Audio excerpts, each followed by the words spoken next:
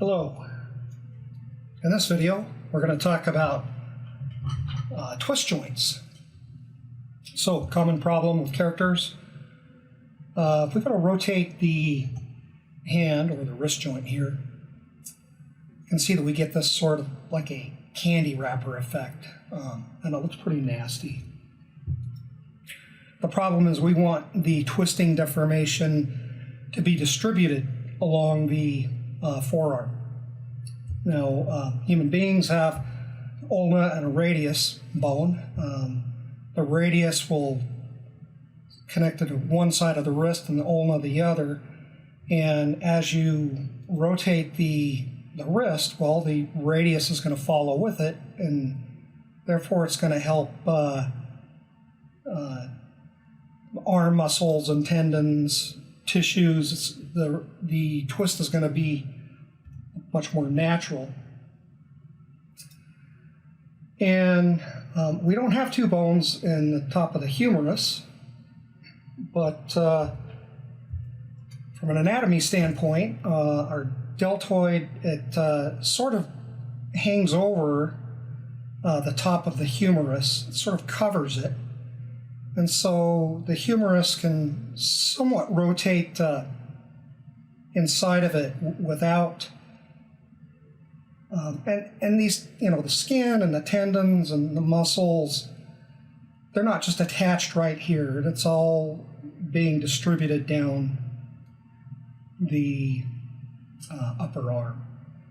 So we don't want this sort of a nasty twist in the shoulder either. So one way of adding twist joints would just be to come in my rigging menu. I'm here at skeleton. I can go to insert joints. If I click on the joint, I can just drag it. Same thing here. And that's going to put a joint perfectly aligned down the chain. And would still need to add it to the skin cluster. Q. With that tool. Now the skin cluster, this node here, it's the node contains information for the weighting of the individual vertices to the joints. Now, this might seem like a completely reasonable way to do this, and just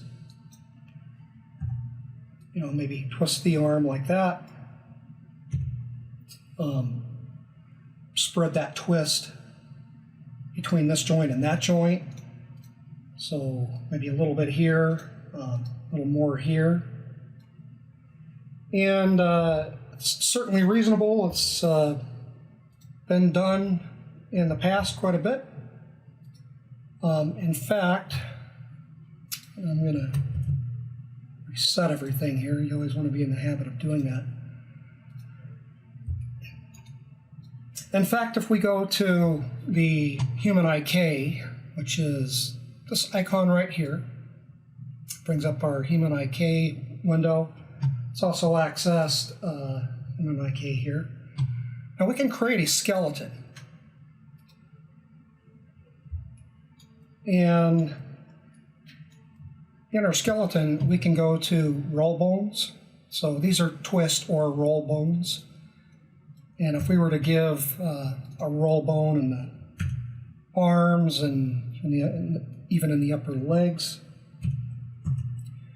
we would see that we have this joint hanging off the top of the shoulder.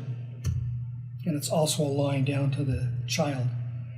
Now, it used to be that just maybe a version or two ago of Maya, that if you made this skeleton, that it would have the joint in the center like that. I have noticed, though, last few years that I think the character rig in the Unreal Engine uses this approach, and I kind of prefer this approach as well, as opposed to just making a joint in the center. So another thing we can learn about the skeleton is that its scale is much more correct for a human being. And so that means that the wee Goldberg here is a mere tenth of the size that he should be. So you should always check your scale before creating a rig on a character. Otherwise, you may have to re-rig it.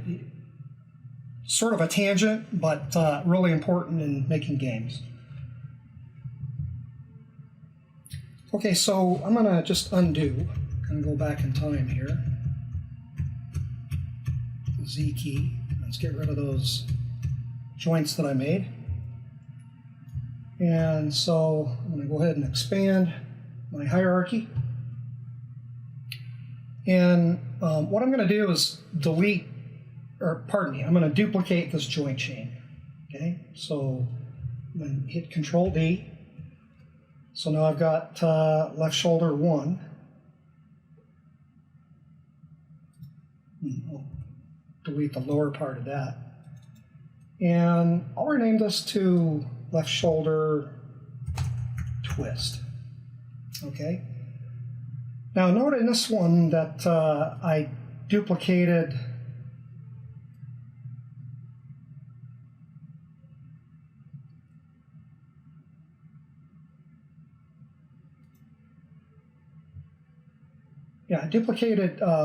this point of the hierarchy. And I want to make sure, though, that this joint is a child of the shoulder because I want it to go along for the ride. So what I'm going to do is middle mouse drag, and I'm just going to put it right there. So it's a child of the shoulder. It's right there, and if I go to my channel box and go to Translate X, and I can just move it down a little bit. Okay, now because I duplicated up at this level, go in and look at the rotation axes. Just by hit the E tool, you can look at the rotation axes, and the axes are correct. They're pointing down to the child. Okay, now let's do the same thing for the arm. But I think what I might have demoed in class, and this is incorrect, and I'll show you why.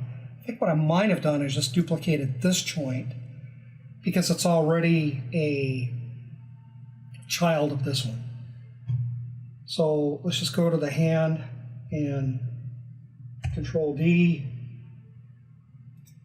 get rid of the end, name that to twist. This is already a child of the elbow, so I didn't have to reparent it. But the problem, though, is if I try to move this back, and I can do that, but notice that now my orientation is off. It's not going down towards the next joint, the child. So again, that was because I just duplicated the left hand trying to save a step because it was already a parent of the elbow. But I need to have this exact axis orientation. So let's just go to the elbow joint again, Control D, duplicate that. And I can go here and delete the rest. Add a twist.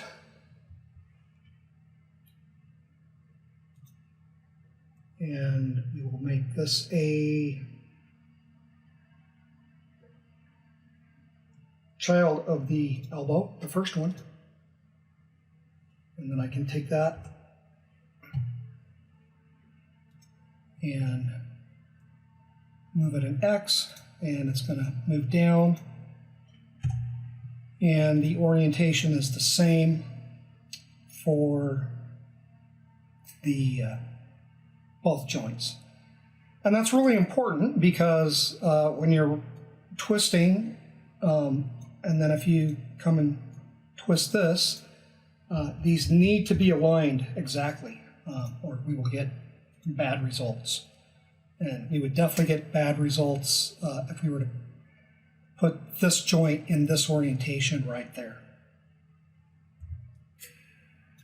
Now, another thing that's not so good about, kind of backtracking a little bit, another thing that's not so good about making or doing this insert joints, I forgot to mention this earlier. So, you know, we could maybe try to rotate this and then that, but what if we accidentally rotate this and it could wind up being a mess with the rotations. So it's just something to keep in mind. I just think this is the superior way to go. So the next step that I need to do, if I select the geometry and if I go to the Paint Skin Weights tool, and if I go and look at my left arm hierarchy, I'm not going to find these new joints. So what I need to do, I'm not going to find them in the skin cluster, rather.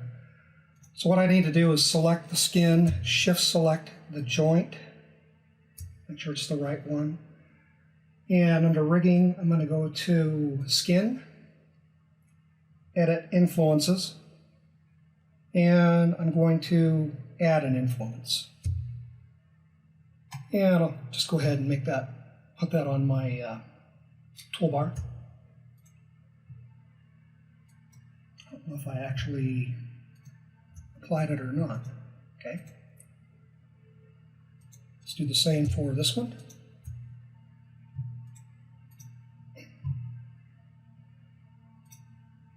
Now if I come into Paint the Skin Weights, you can see that the elbow twist and the shoulder twist are part of the skin cluster, but I do have to edit them pretty aggressively. So I'm going to come into Replace, make sure that my value's at 1, take my opacity down, and I can right-click, select influence. I can hold down the B to change the size of my brush. And for this joint, I'm going to put that influence up here on the shoulder.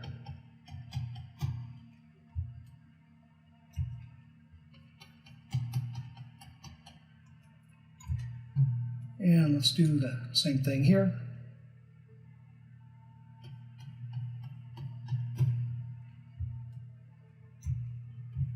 Now I'll demonstrate this, the rotation of this as soon as I'm done with this really, really quick job of weighting. It's by not even, it's nowhere close to being finished. Then again here, maybe I just go ahead and, just for the purposes of the demonstration, just take that out.